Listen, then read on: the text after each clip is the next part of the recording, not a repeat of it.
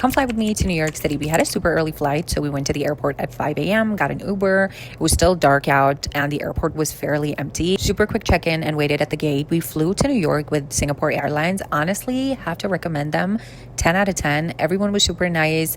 The seats were super comfortable and the food was delicious. It was my first time flying with Singapore Airlines. I can recommend them. 10 out of 10. Loved it so much. Arrived in New York around 11 a.m. Honestly, immigration took about 2 hours. It is a very long process. I mean, the immigration process itself doesn't take long, but because there's so many people flying into New York, it can take quite some time because there's just so much going on and there's so many people flying in. We took an Uber from JFK to our hotel because we just had too much luggage to take the train. And then we wanted to go out, just walk around the city a little bit, even though we were exhausted and should have probably stayed in the hotel. Also, the hotel room is actually surprisingly big for a New York City hotel, perfectly fine for us. And then, as I said, we walked around a little bit, got a little something to eat. And honestly, one thing I have to say, I don't know why, but things don't seem as big as they do in movies and TV series. Now, this is my very first time in New York City. It's also my very first time in the US altogether, but it seemed like I was just walking around a normal city, if that makes any sense. Also, we got some bagels. They were delicious, a classic lox bagel, and then one everything bagel with scallion cream cheese at the bagel market. It was so delicious. One other thing that I've never heard anyone say is how close everything is. Not that everything is walkable. I mean, that's kind of clear, but the fact that every major tourist site in Manhattan is literally minutes from each other. Okay, the Empire State Building, then you have the Chrysler Building. You will look around and then it's like, oh, we're at the freaking Grand Central Station, and then on the other side you have the National Library, and then you have Fifth Avenue, and it's so close that within a day or two you can literally just look at every major touristy thing in Manhattan. I didn't expect it because we were so exhausted. We got a coffee at Blank Street and it tasted really good. I would highly recommend it. Got a couple of snacks and headed back to the hotel and called it a day. Honestly, the jet lag was kicking in crazy, and even the day after, we went to bed at I think 9 p.m. It's not okay to have jet lag like that. But yeah, stay tuned for more videos